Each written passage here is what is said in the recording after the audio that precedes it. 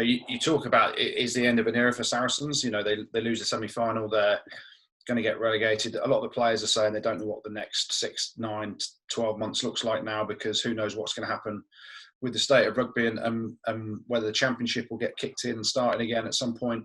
So there are loads of questions. They have achieved a huge amount, and they have achieved it in Europe where they haven't broken any rules around salary cap, but a lot of people would say they had that success because of the ability to break the Premiership salary cap. And yeah, it is sad for a lot of people. Brad Barrett has been a huge servant to that club. He's a man of honour. He's a man that, leads, from the front and leaves everything on the field. And don't get me wrong, all the boys have been remunerated very well, and there's various different things around the whys and wherefores of what's happened. So some people won't feel any pain towards Saracens at all, because they'll say, well, they've got their just desserts. Finally, they've been caught. Everything's tarnished, blah, blah, blah. But like Jim says, when you've been in that, you see Richard Wigglesworth doing an interview after the game, and how much it meant to him, and how hard it was. It's 10 years of his life. No matter how much has gone on behind the scenes, and all those players are party to it, because yes, they get the deals, and whatever happens. But it's 10 years of Wiggy's life that's just come to an end. But it's like that for every player that leaves a club. Jim had wonderful memories there. You have to move on, and you look at Scout Brits going back to South Africa. He had a wonderful time there. You move on, and it is like sport. It's cyclical.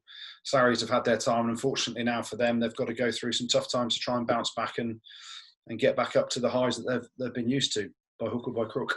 And they weren't far away from actually doing it again, though, were they? Was it just their bench strength, do you think, where they came up short? No shadow of a doubt. Two major things in that game that changed the course of that game. Lewington, if he scores that, and, a more... I sound harsh saying this, but, had they... I know what you mean. Had they kept someone like Chris Ashton, and you talk about salary cap, if you keep someone... What do you mean? Who's talking about salary cap? He left because he wanted to. Yeah, but I'm just saying. Okay, so if you're still breaking the salary cap and you've got an international winger, and Lewington's a good player, but an international winger probably finishes that, it's game over. And then the other thing, the real sad thing, and I thought the big turning point actually, was Saracens was still in the fight when Brad Barrett goes off with concussion. He was effectively carried out on his shield, wasn't he? So he's making a big hit. It was in the 22. He's tackling people with his face again. As soon as he goes off, that the defensive linchpin has gone. The leader's gone. Vunipola comes on at 10, good player. They put Good back to fullback. Elliot Daly comes to 13. Don Morris, who I thought was fucking outstanding. He's a brilliant player. He moves to 12. So there's a lot of little changes there. And then ultimately, Finn produces a bit of magic. But the two... Oh, no, it's not magic. Mate, Dan Figure said that's the easy bit, quote unquote. Oh, the chip. He said that's the easy bit. I looked at him like I just swallowed a testicle. I didn't know what he meant. And he said, but I mean, what a try that was, eh? Yeah. But you think about if Brad had been there, I'm sure there wouldn't have been, he'd have been cajoling people into position to cover the chip space. And just as a talker, I was surprised that space did develop, and, it was an unbelievable bit of play that, Vakatawa nearly dropped it. Bounced off his head, didn't it? Did you see him? He's gone through and it's bouncing everywhere. He gets it back. But the thing about Finn Russell that no one else has really talked about, like Dan Bigger says, the chip, if that's me, I'm looking at the chip and I'm just celebrating, going, my God, I've pulled it off. But no, Finn Russell chips it and goes and gets a second touch, which then creates the try, because Finn clearly hasn't got the pace to get there, because Elliot Daly's coming back. But Imhoff comes up on his outside shoulder and boom, there's the try, and many people were celebrating, weren't they, Jim?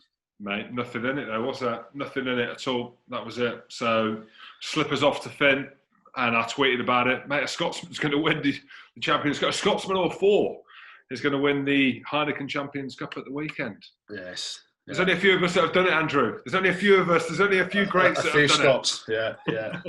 But, one question I have got for you though, Jim, you talk about Saracens and they play the way they play. Do you think there'll be a tiny little tinge of what if? Because they didn't play, it was a dull game, let's be honest. It was a bang average game of rugby. Racing looked nervous, passes were going behind players and there were errors and they were trying to force it a little bit, as they do. But Saracens didn't play any rugby either, did they? Well, mate. So you're asking me in hindsight, do they wish they played a bit more? Played a bit more, maybe. Mate, I don't think so. I think they did everything right, absolutely everything right, apart from not taking one of the limited opportunities which they knew they were going to get. They were going to take it, and that was something. Well, you know, mate, in them big games, you don't get many of them, and the very, very best teams and the very, very best players take them. And I don't want to open Lewington up about it. Feels so shit. Yeah. You know, today after the game and stuff, I genuinely think the ball looked like it bounced up awkwardly off that plastic. Again, I don't know. You know, if it was another player, obviously at his time again, he probably would have kneed it, shinned it, volleyed it. But them opportunities don't come up, and you know, it's one moment, and that was Saracens' moment. They would have won the game, I think, if that would have happened. And then Racing, you know, another day that might have bounced up into one of the Sarries' hands, and they would have won. But mate, Racing deserve it. They've been to 2 finals now. They're the kind of team that are in waiting, as it were. They've got some quality players. I'm well happy for Finn. It's a big year for him. And mate, it's going to be a proper final. I keep talking at Racing now. I would like to see Exeter win it. An English club and their kind of backstory. But for me, Racing deserve it as well, I suppose you could argue.